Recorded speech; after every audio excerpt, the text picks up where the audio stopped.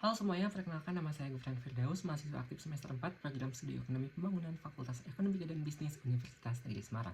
Video ini dibuat untuk memenuhi salah satu tugas atau salah satu persyaratan dalam mendaftar sebagai Google Student Ambassador tahun 2026. Pertanyaan pertama adalah terkait dengan apa yang paling kamu sukai terkait inovasi teknologi dari Google. Tentu yang pertama adalah Gemini, karena hadirnya Gemini sebagai artificial intelligence di tengah arus globalisasi dan dari maraknya banyaknya sekali informasi teknologi yang masuk justru menjawab tantangan di era kehidupan yang saat ini banyak ketidakpastian gitu.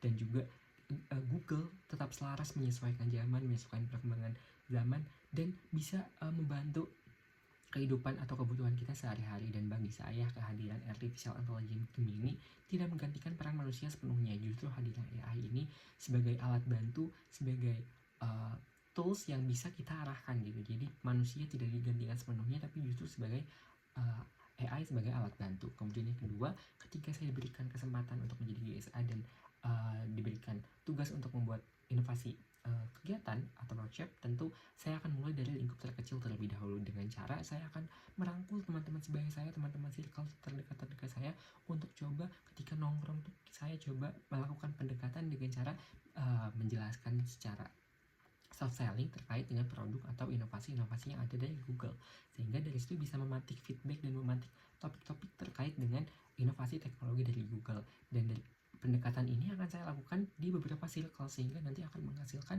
feedback yang berbeda-beda, dan dari situ saya bisa coba introspeksi kira-kira ketika nanti saya akan membuat workshop dalam lingkup yang besar, saya akan membawakan acara seperti apa dan dengan harapan dampak seperti apa.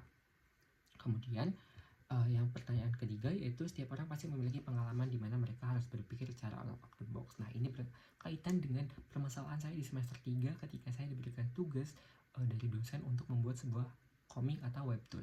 Dan pada saat itu dosen saya pun beliau menjelaskan bahwa beliau sangat adik sekali terkait dengan artificial intelligence. Bahkan beliau secara terang-terangan bahwa beliau membuat PPT bahkan materi itu menggunakan artificial intelligence atau AI. Dan dari situ saya bisa tahu ada yang namanya Gemini dan ada yang namanya Nano Banana yang bisa membuat foto seperti itu, mengenerate foto.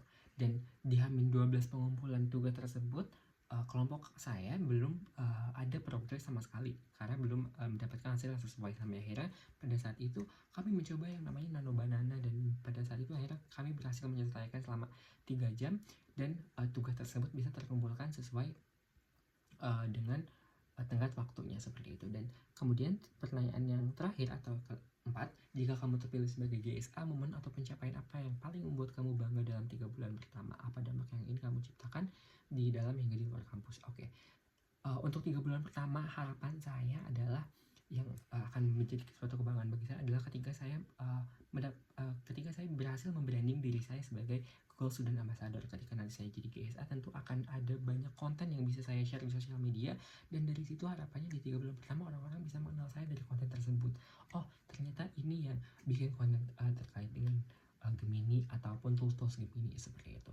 Dan dampak yang ingin saya ciptakan di dalam atau di luar kampus, tentu saya ingin bermanfaat gitu, karena sebaik-baiknya manusia adalah ia yang berguna bagi lingkungannya. Jadi ketika saya menjadi GSA, saya ingin berdampak, bermanfaat, dan ingin merangkul teman-teman sebaya, ingin banyak men-sharingkan ilmu-ilmu yang saya dapatkan nantinya dari GSA ini, bahwa AI itu tidak salah sepenuhnya. AI itu bisa menghasilkan output yang positif asal kita sebagai penggunanya bisa mengerahkan dengan positif pula, seperti itu. Kurang lebih itu dia jawaban yang bisa saya sampaikan. Kurang lebihnya mohon maaf. Terima kasih banyak.